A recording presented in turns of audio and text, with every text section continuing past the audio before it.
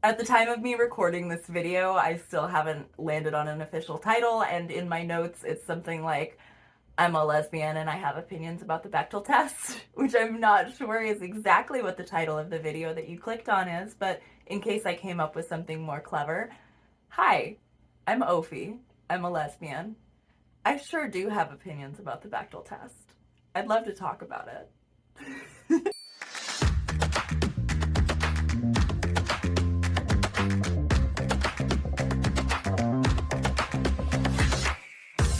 Whatever I ended up titling this video, if you clicked on it, I'm willing to bet that you also have opinions about the Bechdel test. And I've got great news. If you happen to be a woman and have a name, we're passing it right now. All it takes to actually pass the Bechdel test is for two women, sometimes with names, to have a conversation about something that isn't a man. That's it. So if the Bechdel test really was, as it has been made out to be over the course of many years, something that easy and simple, something that can be distilled down into, say, a TikTok or an easily rebloggable GIF set back on the Tumblr days. Great job, team! We did it! Yay! Bechdel pass. All done. I made my video and it's feminist now. That's awesome.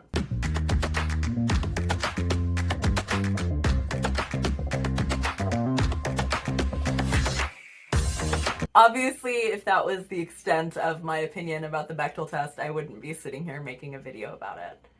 And I'm far from the only person who has these criticisms of it as something that's been blown into more than it was ever supposed to be.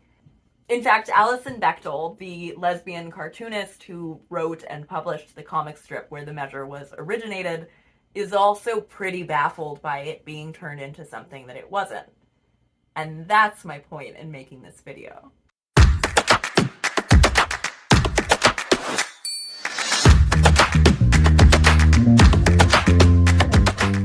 Since Alison is a lot more reasonable about the test than a lot of the conversations surrounding it are, I want to take it back before we talk about what we're perceiving and look at how it is perceived.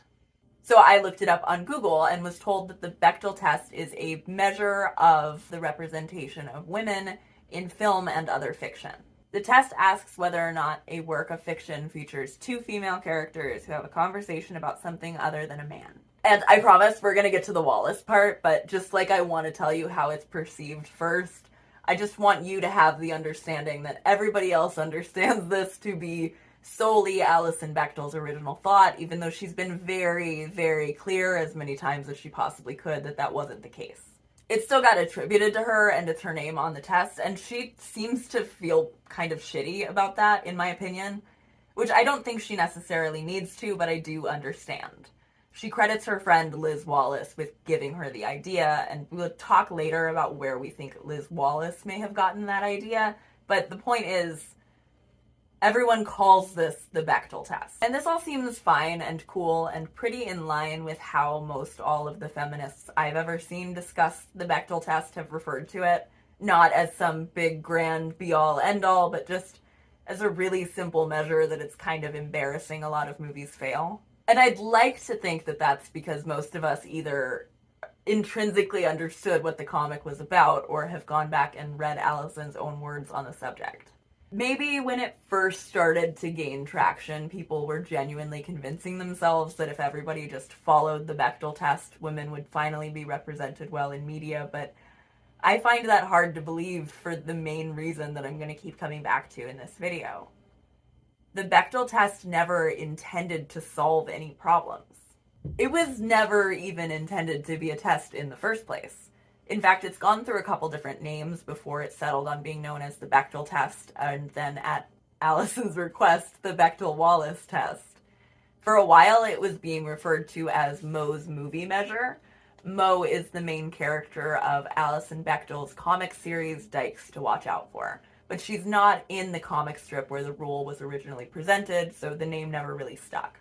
And jumping back to Wikipedia here, you can see what I mean when I say that people have already had the criticisms that I have, and also what I mean when I say that some people do think that it's a solution. Here in the last sentence of a paragraph that I really wouldn't otherwise object to. Media industry studies indicate that films that pass the test perform better financially than films that do not. And when I say I would object to that one part of the paragraph, I don't mean because I don't think that it's true or accurate. I just mean because I don't think that that's the point. I don't think that that has anything at all to do with what Alison or her friend were trying to convey. Maybe that's just me expecting a little bit too much to stay sacred, to be confused about why a bunch of media marketing analysts are not understanding the point behind a lesbian cartoon from the 80s. It's just wild to think about what was an anecdote about being gay somehow ballooning into this boardroom topic that figures into the budget and filming and casting of these multi-million, billion-dollar projects. I still think Alison and her friend and Virginia Woolf, who her friend borrowed the idea from, had an excellent point in the first place. It's just a point that no marketing analyst is ever going to be able to see with all of those big old dollar signs in their eyes. As I mentioned, Alison Bechdel is a cartoonist. She's a lesbian, and she is best known for her amazing, amazing, amazing tragicomic memoir, Fun Home, and its equally amazing musical adaptation. Before either of those, she published a long-running comic strip titled Dykes to Watch Out For. On her website, Dykes to Watch Out For, which is a primary source for most of this video, she says that she picked that name without much thought and that she liked the contradictory meanings. Watch out as in seek out, and watch out as in avoid. And it follows characters like Mo, Tony, Clarice, Sydney, Lois, and many, many others in a city that's unspecified, sort of the same way that the tri-state area never really gets nailed down in Phineas and Ferb.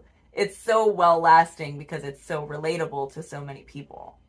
The strip that we're talking about today, which has become so much more famous than its original context, is called The Rule, and it was published on page 22 of the original Dykes to Watch Out For compendium. We see the name of the friend that Alison lifted the titular rule from on the marquee as a butch and a femme walk past a movie theater on a date. One suggests to the other that they see a movie, and the butcher of the two responds, "Well, I don't know. I have this rule. See, I only go to a movie if it satisfies 3 basic requirements. 1, it has to have at least 2 women in it, who 2, talk to each other about 3, something besides a man." Pretty strict, but a good idea, the femme says. No kidding. Last movie I was able to see was Alien. The women in it talk to each other about the monster. Our couple pass a few movie posters for other macho-titled movies where you know that the man in it is the sole focus and also probably has not just their own name, but also the grizzled mercenary nicknames that are given on the posters. You know that those movies would fulfill those requirements had they been about men, but as it is, they don't find a movie that they want to go see. "Want to go to my house and make popcorn?" the femme asks as they pass the theater, and the butch replies, "Now you're talking." That's it. That's it. There's no big statement on the quality of the movies or on the worth of the movies that don't pass the test. There's no statement on the moral praxis of people who don't obey those rules when they see movies. That is the entire comic.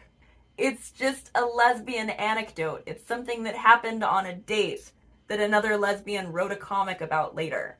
That's what makes me feel the most like I'm going absolutely bananas about this whole thing. They were flirting. They were just flirting. Yes, this is a statement on an inherent lesbian loneliness that I'm going to talk about later. Yes, it sucks that more movies don't have more female characters in them. But they were flirting. They are flirting with each other. They're on a date. This is a butch flexing their political rigidness to impress a femme, and it works. I'm sorry if you're just now learning that this is how we flirt, but they're flirting. And Alison is just as baffled by the widespread adoption of all of this as I am. So let's look at her website and see what she says. I have always felt ambivalent about how the test got attached to my name and went viral. This ancient comic strip I did in 1985 received a second life on the internet when film students started talking about it in the 2000s. But in recent years, I've been trying to embrace the phenomenon. After all, the test is about something I have dedicated my career to, the representation of women who are subjects and not objects. And I'm glad mainstream culture is starting to catch up to where lesbian feminism was 30 years ago. But I just can't seem to rise to the occasion of talking about this fundamental principle over and over again, as if it's somehow new or open to debate. Fortunately, a younger generation of women is taking up the tiresome chore. Anita Sarkeesian, in her Feminist Frequencies videos, is a most eloquent spokesperson. I speak at a lot of colleges, and students always ask me about the test. Many young people only know my name because of the test. They don't know about my comic strip or books. I'm not complaining. I'm happy they know my name at all. But at one school I visited recently, someone pointed out that the test is really just a boiled-down version of Chapter 5 of A Room of One's Own, the Chloe Liked Olivia chapter. I was so relieved to have someone make that connection. I am pretty certain that my friend Liz Wallace, from whom I stole the idea in 1985, stole it herself from Virginia Woolf, who wrote about it in 1926. Okay, so, in Chapter 5 of A Room of One's Own, Virginia Woolf is describing a book she has just taken off the shelf. It's a fictitious book, Life's Adventure, by a fictitious woman novelist. Woolf pretends to be scandalized by the words, Chloe liked Olivia. Chloe liked Olivia, I read, and then it struck me how immense a change was there. Chloe liked Olivia perhaps for the first time in literature. Cleopatra did not like Octavia, and how completely Antony and Cleopatra would have been altered had she done so. As it is, I thought, letting my mind, I am afraid, wander a little from life's adventure. The whole thing is simplified, conventionalized, if one dared say it absurdly. Cleopatra's only feeling about Octavia is one of jealousy. Is she taller than I am? How does she do her hair? The play perhaps required no more. But how interesting it would have been if the relationship between the two women had been more complicated. All these relationships between women, I thought, rapidly recalling the splendid gallery of fictitious women, are too simple. So much has been left out, unattempted, and I tried to remember any case in the course of my reading where two women are represented as friends. There is an attempt at it in Diana of the Crossways. They are confidants, of course, in Racine and the Greek tragedies. They are now and then mothers and daughters, but almost without exception they are shown in their relation to men. Suppose, for instance, that men were only represented in literature as the lovers of women, and were never the friends of men, soldiers, thinkers, dreamers.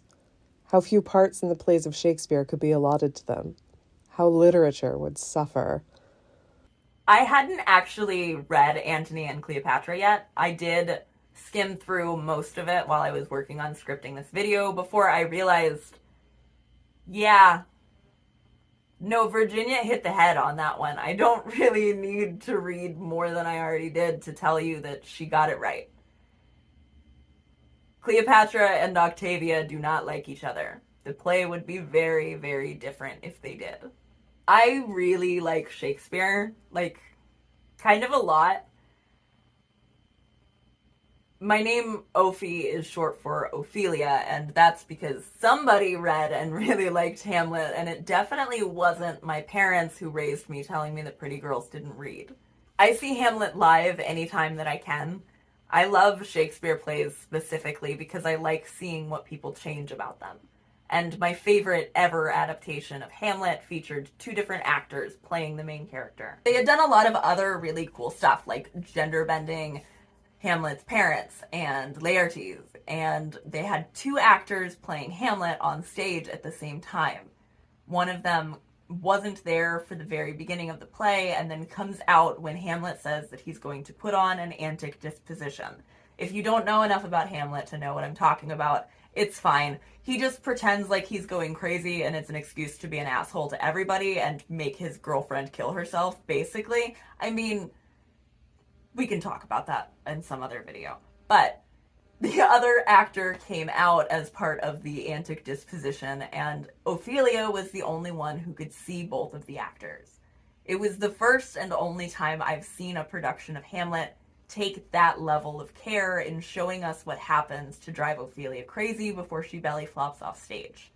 I really, really liked it. This was back in like 2016, University of Washington in Seattle. I've not been able to find anything about it online. It's been a while since I've looked, but if anybody happened to see this that was part of that play, I think about it all the time, every day. It's amazing. You did such a good job. Okay.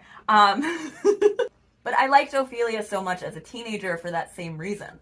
I could see her being driven crazy. I could see the lack of agency, and I was just getting old enough to start to realize the ways that women are treated like children, but not like babies who are worth protecting. Treated like children who are owned, children who parents have rights over. I was affected by Ophelia's story, but not in a way that I really can give Shakespeare very much credit for. It's the same feeling that I had as a teenager writing fan fiction about like an obscure character and feeling like I was discovering something. And that's, I think, how a lot of women feel about a lot of the Shakespearean female characters. He wrote a lot of archetypes and fun roles. I mean, Cleopatra herself, for example, that role is a feast for a talented performer. She is still a Shakespearean woman, though. She is wily and cunning and sexy and hard to parse, and sure, okay, yeah, she's based on real Queen Cleopatra, who we also don't have very much to pin down some of her motivations, but still, she's written by a misogynist. That's true of every female character in every Shakespeare play. He doesn't care very much about his female characters other than as they affect the plight of the main male characters. That's not a Shakespeare-specific criticism, but God, Virginia Woolf is right to make it here. We meet Cleopatra right at the top of the play, and she and her boyfriend, Mark Antony, are like rubbing noses. No, you hang up first. You hang up first. I love you more. No, I love you more. And all of his friends are like, oh, this is gross. And then she does get a scene where she talks to other women, but she's just talking about her love interest. Where is he? I did not see him since. See where he is. Who's with him, what he does. I did not send you. If you find him sad, say, I am dancing. If in mirth, report that I am sudden sick. Quick, and return. Madam, methinks if you did love him dearly, you do not hold the method to enforce the like from him. What? Should I do not. In each thing, give him way. Cross him in nothing. Thou teachest like a fool the way to lose him. And Octavia is such a nothing character that when I tried to see if I could find any little clips of an actress playing her to put against some of the amazing examples that I was able to find of performers as Cleopatra, I couldn't. She's there to be the sister of another character and to be married to the lead to consolidate power and form an alliance. The story would be very different if Octavia existed enough for her and Cleopatra to have feelings about each other in any sort of way. But it wouldn't be different if there was one scene shoehorned in where Cleopatra and Octavia talked about shoes or the weather, right? Sure, somebody could do something with that. Somebody who maybe likes women a little bit more than old Willie Shakes. But you get my point. The issues here inherent in the flatness of Cleopatra and Octavia would still be present even with the addition of just one other scene, unless that other scene did a whole lot of heavy lifting for context for every other scene with the two of them in it. Which is why the rule was never presenting a solution in the first place. The movie that's brought up as an example in the comic, the first movie that we ever have that we can refer to as a Bechdel pass, is Alien. And yeah, I mean, I like Sigourney Weaver as much as the next lesbian, but it's not some big feminist masterpiece. That's why that's the name of the movie that was dropped in the comic. It wasn't saying there are a million amazing movies that exist that hit all of these registers. It was saying, we kind of have to settle for the scraps even when we do have high standards for what we want to watch. Lesbian experience can be a lonely and isolating one.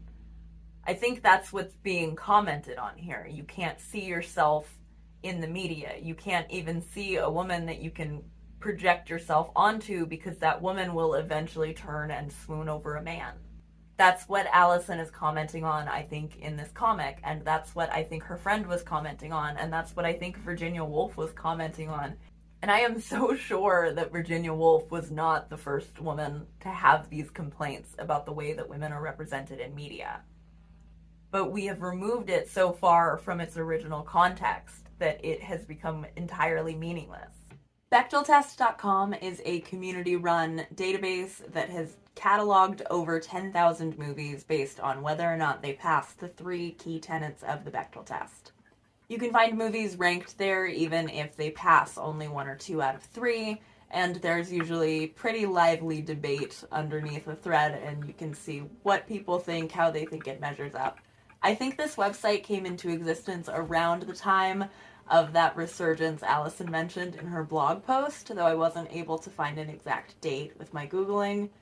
It looks like the website hasn't really gotten a big UI overhaul since then, which is cute. It's a nice website. I like it. BechdelTest.com has cataloged over 10,000 different movie titles, and it's not the only place that you can go to find data about the movies and how movies that pass or fail stack up with each other. I'm going to put just a few of the headlines that I found that back up that comment I made earlier about media analysts finding out that it was a bigger payday to put more women in your movies. There's a lot of that. And if we're talking about box office trends in the early 2000s and 2010s as Alison's test was beginning to gain more relevance, I can't find a way out of this video without having to talk at least a little bit about the Marvel Cinematic Universe. I'm not saying Marvel movies are modern Shakespeare, but in terms of cranking out underutilized and underwritten female characters for performers to have to come and try to milk blood from a stone to perform, pretty close. And personally, I don't think you can do much better in terms of underwritten female characters with potential and actresses who would have been able to take it all the way if they had material even 2% better than to talk about Natalie Portman as Jane Foster in the Thor movies. Name? He said it was Thor? And if I got to talk about Hamlet to set up Antony and Cleopatra, equal opposite, I have to talk about Iron Man to set up Thor. So the Marvel Cinematic Universe, or the MCU, is widely understood to have begun with the Iron Man franchise in 2008, even though that wasn't the first Marvel movie. I'm not sharing any new information here. Everybody knows this. And I think everybody who saw that movie recently or back around 2008 when it came out wouldn't be surprised, with all this talk we've been doing about what the tenets of the Bechdel test are, to hear that the Iron Man movies had a really hard time figuring out how to pass those. I mean, the first movie completely fails the Bechdel test.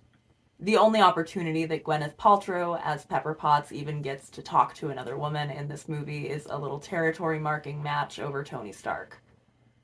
We don't do a lot better in the second movie, although Scarlett Johansson has been introduced by now. And they talk about business, but in the context of an Iron Man movie, we get a little bit sticky on whether or not that's a pass, right? Business is literally Stark Industries. Tony colors all of the interactions that those two characters have, and really all of the interactions that Pepper Potts gets to have with anybody in a way that's pretty antithetical to the point of a man not having anything to do with a conversation. There's debate in the forums about whether or not that passes. It seems to be fairly contentious. There's debate in the forums on every superhero movie that I looked up on what constitutes a pass or a fail. Iron Man in particular seems to get people very heated. Like, I saw somebody in one of those comments being mad that all of the women in Iron Man are unrealistically smart and perfect, and okay. Maybe you should meet some more interesting women, Mark. Pepper Potts is an accessory to Tony Stark.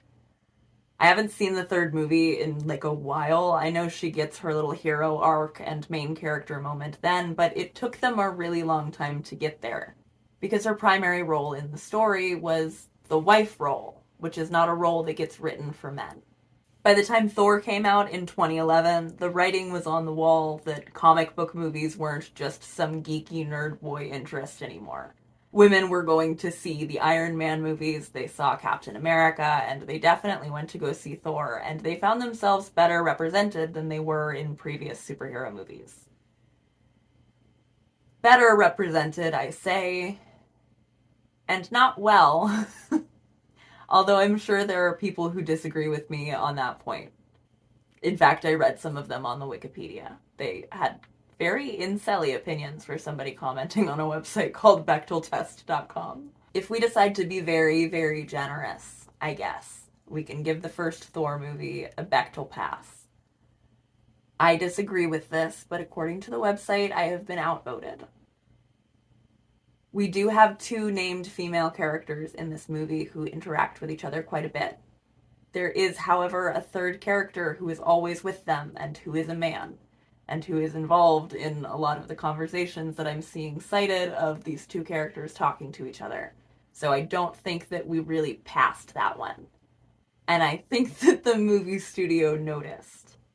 Because the thing that I remembered so clearly about Jane Foster's story that I thought was part of the first movie until I went back and rewatched it to film this video is a scene in the second movie where they very clearly reverse engineered a Bechdel pass.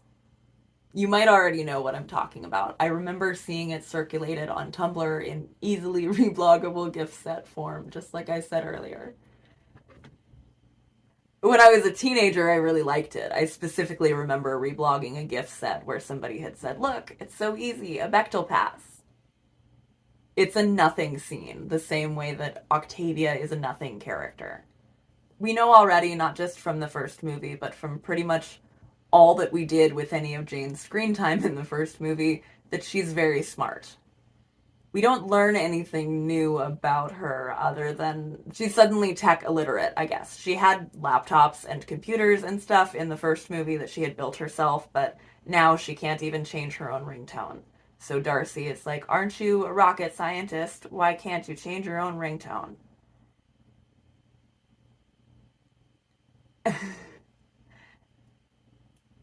And 14-year-old Ophi thought that was feminism, baby. 14-year-old Ophelia thought that that was amazing representation and feminism. I was very impressed by it. I'm pretty sure I reblogged that exact gift set at least once. But the thing we learn, if we work our way backwards, and we go from that Bechdel pass and her introduction where they had failed their opportunity to even do a Bechdel pass the first movie, and we see it through to the end, and all of the confusing and upsetting and baffling choices that were made with her character, I don't feel empowered. I feel annoyed. Jane Foster is intelligent and brave and perceptive. She's curious and tenacious, and we're shown over and over again in the first movie that she's brilliant. Not only is she incredibly smart, but she's really, really good at dumbing things down to a level everyone else in the room can understand, and she never does it in a way that makes her seem like an asshole. She's an excellent match for Thor, and I would have no beef with her as the love interest for him for the rest of the story if she had been able to retain any semblance of her characterhood once they were paired up. What I do have an issue with, though, is this female character who was a strong driving force for the portions of the movie that the director couldn't spend focusing instead on the men, being completely obliterated in future films as soon as her role is reduced from person to girlfriend. Instead of continuing to be driven and kind and smart, Jane Foster is shrunken down so that she can fit inside of Thor's superhero box. She's not important to him in the same way that his family or his friends or the people from his home are. She's important to him in the way that his hammer is. in the way that any other little object that completes the box set would be. To look back at Jane Foster's story and see the way that it falls apart, we get a failure at a Bechdel pass in the first movie that we overcorrect into an embarrassing scene in the second movie. She doesn't return for the third. She was written off between a couple of the Avengers movies, and then eventually, when they convinced Natalie Portman to come back for the fourth Thor movie, her character is fridged and discarded. Dies of cancer. Cool. Tracing my way back through all of that, I can't help but to feel like somebody got a little bit too proud of themselves for that stupid ringtone scene. That every missed opportunity for Jane Foster came as a result of somebody being too distracted, patting themselves on the back to notice anything else in front of them. They got too distracted for patting themselves on the back for creating a woman who wasn't allowed to talk about a man, that they forgot to create a woman who was allowed to be a person. How many opportunities get missed for her and for characters like her in franchises that try to squeeze out that Bechdel pass at the earliest opportunity to get us off their back and onto their side? And how many of them are only losing those opportunities because somebody is too self-satisfied to keep looking forward and seeing what else they should be doing? Can we come up with a profitable spin on the concept of women as fully rounded humans? Is that what we have to do in order to get Hollywood to listen to us? Or do we just keep constructing more increasingly elaborate, you just lost the game style rules that they have to try to keep their female characters out of and hope that they somehow add by subtraction into coming up with a fully formed woman? And how could we even restrict anything anymore when this simple measure is still consistently being failed to even be reached in 2023? Like Alison, Liz, Virginia, and every other woman who has ever complained about the way that men wrote us, I don't have the solution. I don't think there really is a solution other than the slow improvements that we do see as people who are actually impacted by representation begin to write themselves into the stories they tell. I don't think we'll see improvements from people who only see the meaning in change when it means that they have more money in their pocket as a result of it.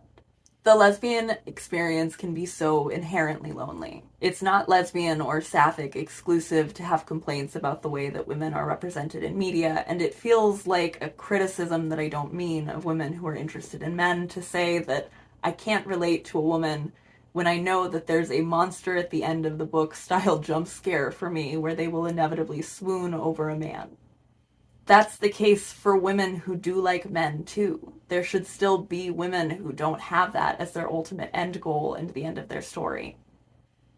I really don't know how to finish this. Go write about some women, I guess. Let them have relationships with each other. Let them matter to each other. Let them talk about something other than a man.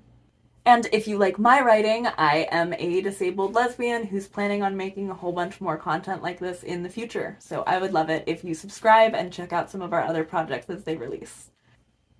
Thanks for watching.